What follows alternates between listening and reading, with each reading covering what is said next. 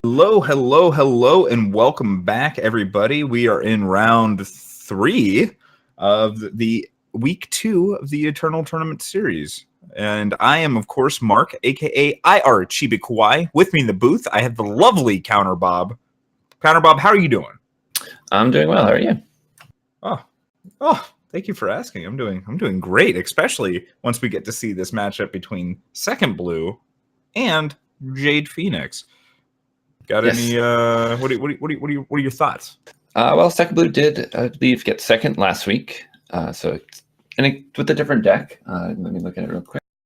Yes, SecondBlue played Grenadin last week. Today he's here with Dark Combray. Mm-hmm.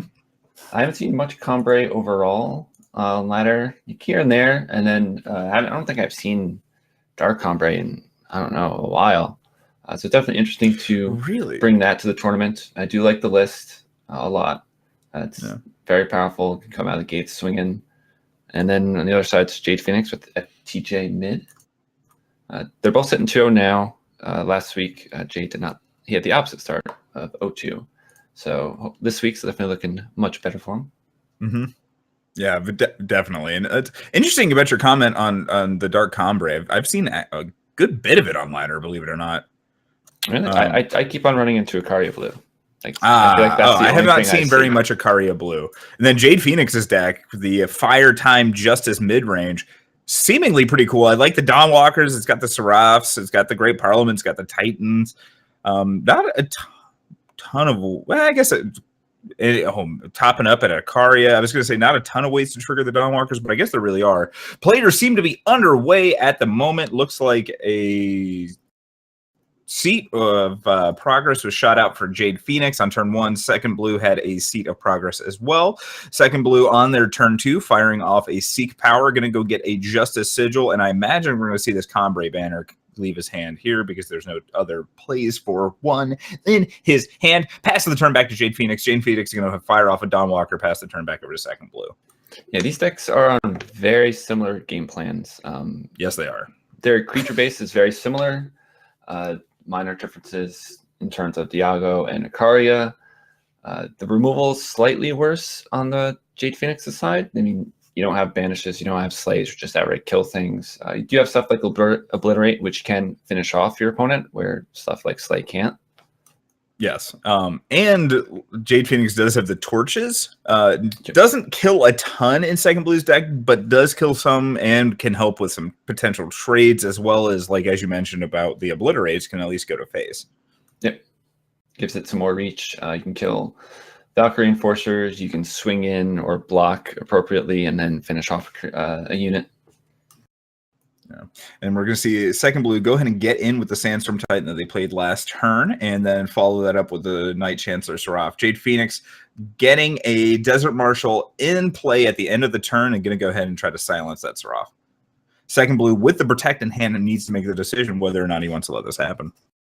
Yeah, JadePhoenix only sources of silence are the 3 Desert Marshal, where SecondBlue has 4 Desert Marshal and 4 Valkyrie Enforcer. So it sways in the favor of SecondBlue in terms of silence, which can come up very big when you're going against stuff like Iron Thorn, Worldbreaker Behemoth, Mystic Ascendant.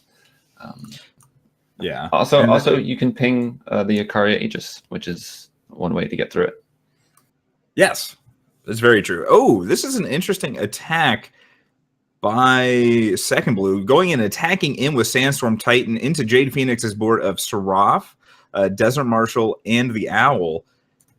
The banish is real key here. Gets to it is. Not 2 for 1, really, but gets to get it his way with the blocks. Yeah. Yeah, exactly. So he still ends up ahead at the end of the exchange. JadePhoenix going to go ahead and play out a Worldbearer Behemoth.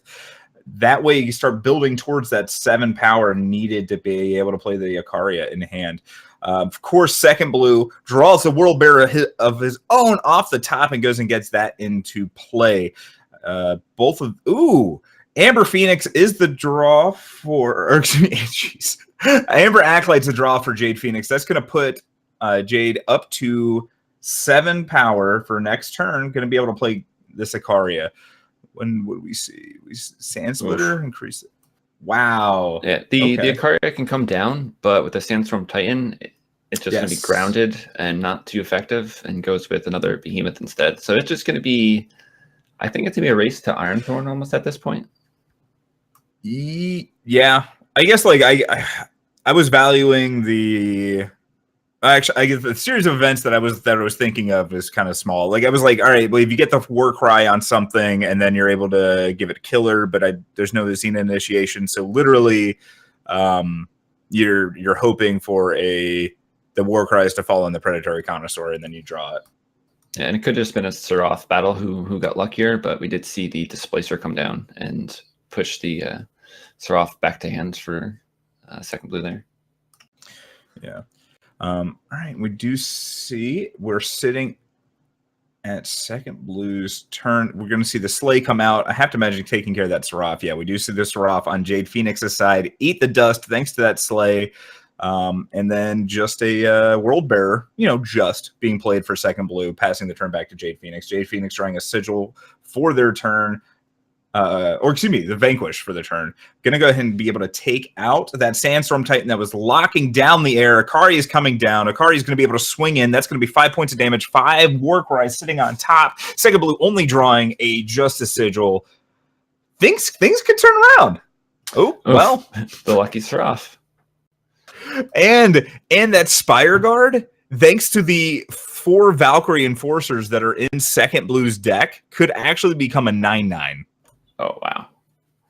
Yeah, that's and it not only does it like block the Ikaria, it doesn't trade with it. It just outright kills it. Yes. So no war cries are going to go off this turn. It's there's the session. Didn't look good. JadePhoenix drawing that Seed of Fury at the end there. Not enough to do it. And as you so aptly put it, that was going to be it. What do we think for sideboards here? Looking at second blue sideboard, he has Vanquish, another Slay. Carnosaur could be another way. It's just going to be a battle of whose creatures stick longer. So stuff like Slay and Vanquish are very good in this matchup. Yeah.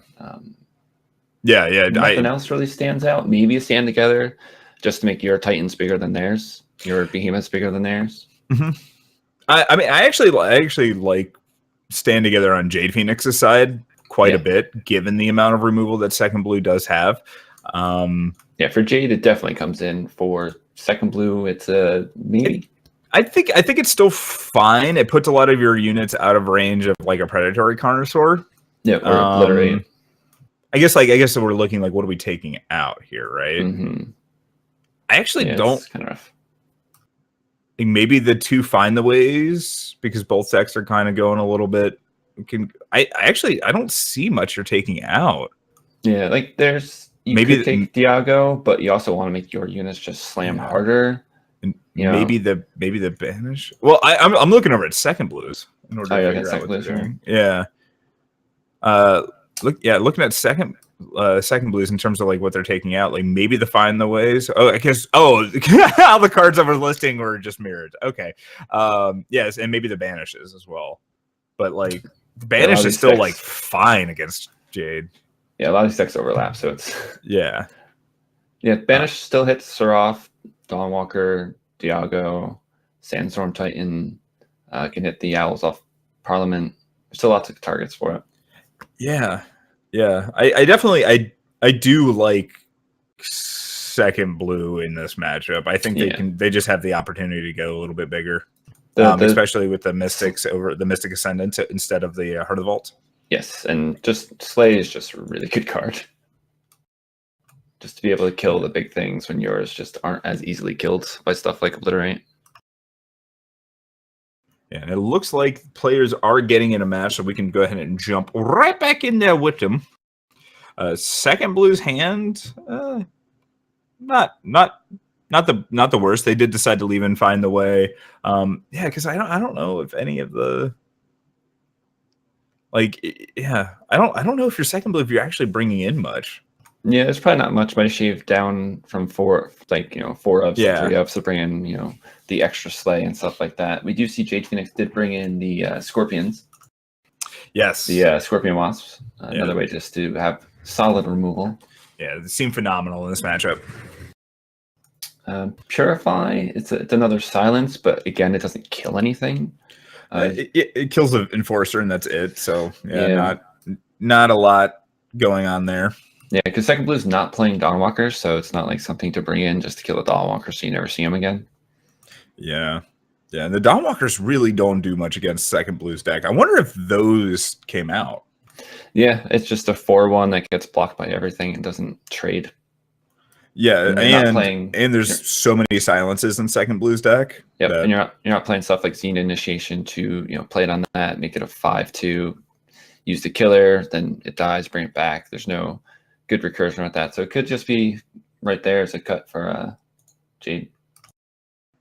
Yeah, and so we see both players just playing some power passing the turn. We see a crest fired off by SecondBlue, and a time sigil is revealed. SecondBlue going to have to think a second to figure out if they want to keep it or not. They do. They put it on top.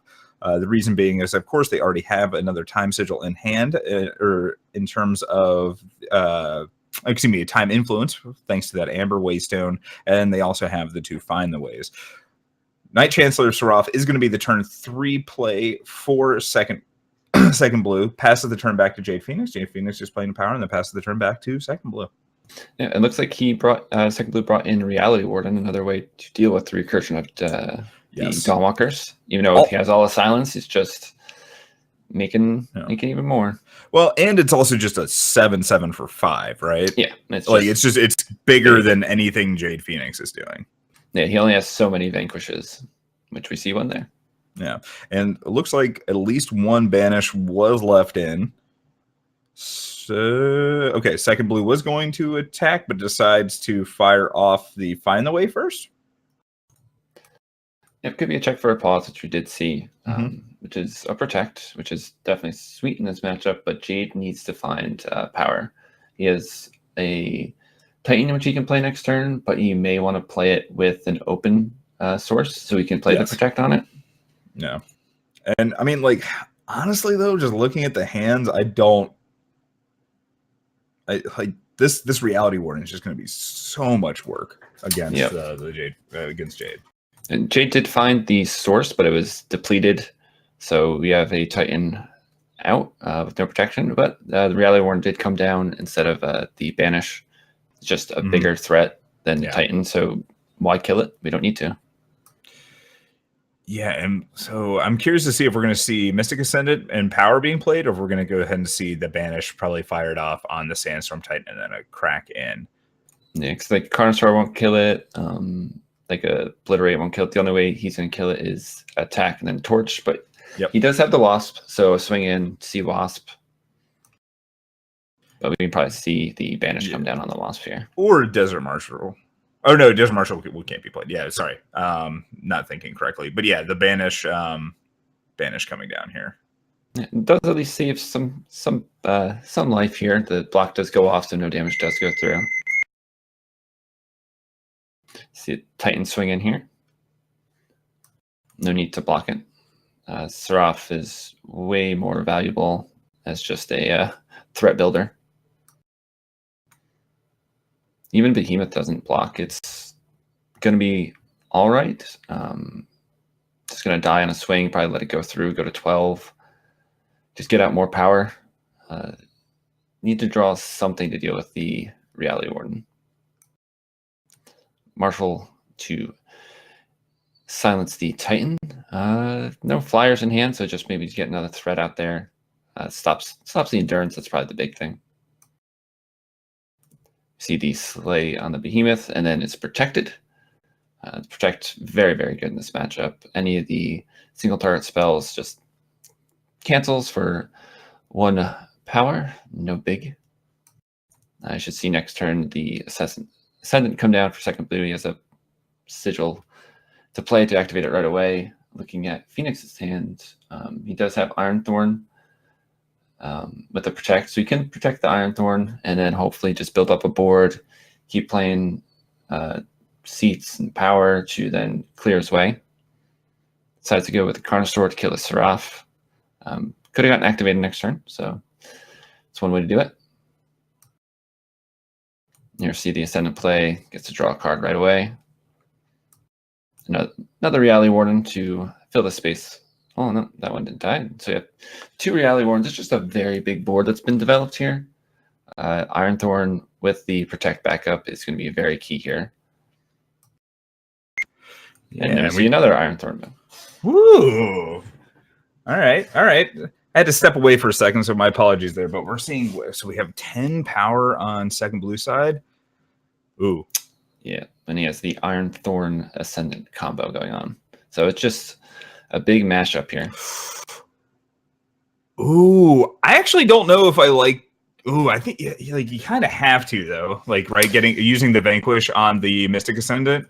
Yeah, it's a rough spot to be in because you don't want to die to just an Iron Thorn activation, but also you don't want your opponent drawing 2 cards a turn. It's a rough spot to be at. Also, I'm kind of confused that we didn't see the Seed of Progress come down from SecondBlue last turn, because that would have set up lethal for this turn. If he had drawn a power, which he did. Yes. Huh. He's still too short. Yeah. So next turn. Yeah, but so if he played the power the turn before, he would have already been at 13, and then he drew the power off the top that was non-depleted, which then would have gotten him to 17 or 16 power this turn, and so you would have been able to activate it and then swing.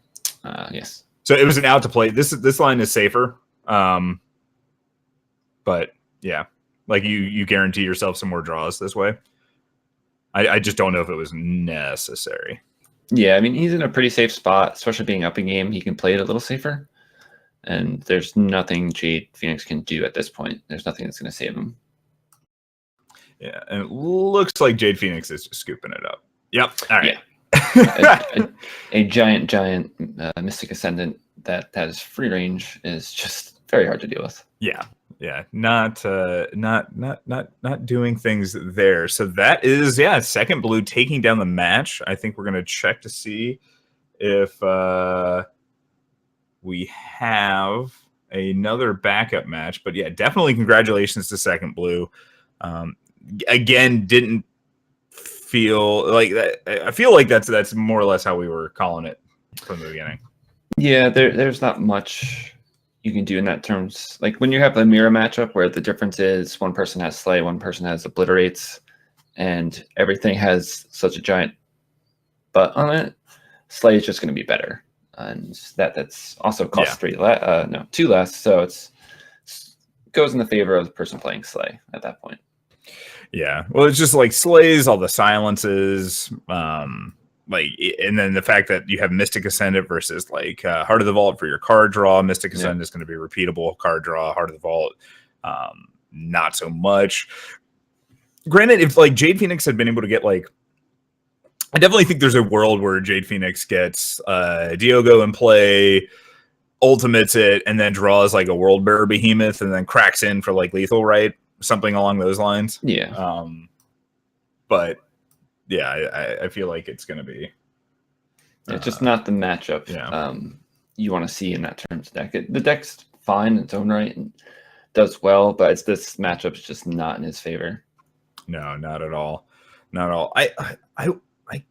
Yeah, actually, this matchup would have been a little like these would have been a little rough. But like I was gonna say, like because there was definitely I've been playing a lot of Elysian on ladder, and I've liked it quite a bit. And most of yeah. So now I'm just filling time as we wait to see if we can find a backup match. But yeah, so let's talk about Elysian midrange because I like it, and I think it's pretty good. I'm not gonna lie, I definitely stole a list from Reed and then made a few tweaks to it, but I wrote that from Gold 3 to Masters and dropped maybe Diamond 3, not Gold 3, Diamond 3 to Masters and dropped maybe 10 games. It was there's fantastic. A lot of potential. Like Cerso is a very annoying card to deal with. Cerso has a lot of multi-faction cards that don't die to Annihilate, which has seen an uptick in play. Yep. A lot of big things that come down pretty quick. You're playing Crystallize, so that just you set up these matchups similar to that, where you just play Crystallize and you free swing in, and it's very good. Oh yeah, and especially when you get to like with and Dawn Walker right now is very good. Yep. Just coming back, especially with all of the different weapon decks that are kind of going around, and just being able to block a Tavrod just repeatedly is great. And it goes back to Steward of the Past being played less, as we talked about with the Reanimator deck. Yeah, which is I'm very happy to see that card being played less. Were you playing Daring Pioneer at all? During when? Daring Pioneer? Oh, yes. Yeah. I like that card a lot. It's very good. Yes. Feast Scholar. For which? Jotun Feast Scholar? No. I'm not playing Jotun Feast Scholar. No. I love that card. No. That would that's not a bad idea. No, I don't know. It's a potential top your curve as a 2-of just to refill your hand, but yeah, I guess I question how often it actually stays alive. The couple times I've seen it be cast, and when it's good, it's absurd, and then when it's not, it's why did I play this? I've been messing around with a Felscar mid-range deck with it, where it's just basically removal spells, Statutory Maiden, and Feast Caller. So you just kill things with Maiden out, and then just equip the Feast Caller. It's okay. Makes sense. I'm fine with it. It has its high points. And there's a couple Caleb's in there just because. Just that Aegis can never leave the Feast Caller. Yeah. But yeah, it looks like we're not going to have any backup matches. So I think we'll take a little bit of a break. I'm going to eat that chicken I ordered because I'm real excited about that. And then we'll be back for round 4. Counterbob, anything you'd like to add in before we skedoodle? Play more Feast Caller. Maybe. All right. Well, we'll see everybody soon. Woo!